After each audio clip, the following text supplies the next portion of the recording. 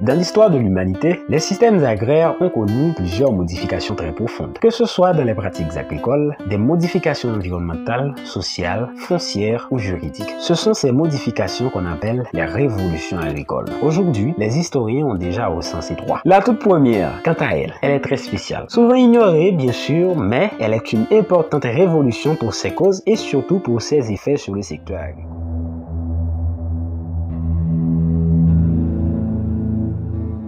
Vous savez, au XVIIIe siècle et au XIXe siècle, le monde agricole a connu des changements énormes. C'est la première révolution agricole du temps moderne. Elle s'est développée en Europe occidentale, plus spécifiquement en Angleterre. D'abord, au XVIIIe siècle, des agriculteurs qui avaient l'habitude de laisser leurs terres reposer avec chaque culture, ils changent les données. Désormais, dans l'intervalle de temps de repos des terres, les agriculteurs cultivent des plantes fourragères, comme la luzerne. Il y a alors un remplacement de ce qu'on appelle la jachère qui était fortement présente avant par la culture fourragère. Les historiens agricoles parlent de la révolution fourragère. C'est la première partie de la révolution. Ensuite, il y a une deuxième partie de cette révolution. C'était au 19e siècle, à la veille de la révolution industrielle. Vous vous rappelez de tous ces matériels qui ont été inventés dans la révolution industrielle? Eh bien, les grands producteurs les utilisaient dans les pratiques agricoles. C'était un début de la mécanisation agricole, une véritable révolution. Les gens parlent de la révolution de la mécanisation. Mais très tôt, les gens vont comprendre que ces deux parties de cette révolution ont des conséquences importantes sur tout le système agraire dans le monde. Juste avant de parler des conséquences, connaissez-vous les événements qui sont à l'origine de cette révolution? D'après les écrits par le capitalisme agricole, les grands producteurs ont commencé à créer des ruptures avec les pratiques agricoles existantes à l'époque, dans l'objectif de tirer plus de profit dans l'agriculture. Le développement d'outils et de nouvelles technologies ont aussi contribué grandement dans la révolution. Il y a aussi l'apparition de nouvelles lois et réglementations qui ont encouragé l'investissement des propriétaires. Comme conséquence fondamentale, cette révolution a contribué à un accroissement radical de la productivité de la culture et de l'élevage. Voici comment ça se passe.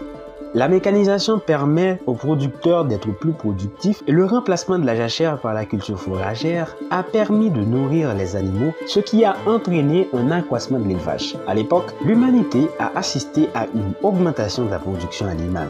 Cette révolution a permis d'associer étroitement la culture et l'élevage. L'augmentation de la production agricole a provoqué une réduction de la famine. D'après certaines études, elle est également accompagnée d'une augmentation de la population mondiale. Cependant, cette révolution n'a pas que des effets positifs. Par exemple, avec la mécanisation de l'agriculture, les travaux s'effectuaient beaucoup plus rapidement et le nombre d'emplois dans l'agriculture a diminué. Les gens ont alors laissé la campagne pour aller chercher du travail en ville. Après cette révolution agricole, le monde agricole a connu quelques autres révolutions. La deuxième s'appelle la révolution verte. Tout comme la première, elle a ses conséquences positives et négatives. Mais ces deux révolutions sont différentes. On a une vidéo qui parle de cette révolution sur notre chaîne. Le lien se trouve dans la description. Avant d'aller la regarder, je voudrais vous demander de nous encourager dans ce travail si vous l'aimez en vous abonnant à notre chaîne et en partageant cette vidéo.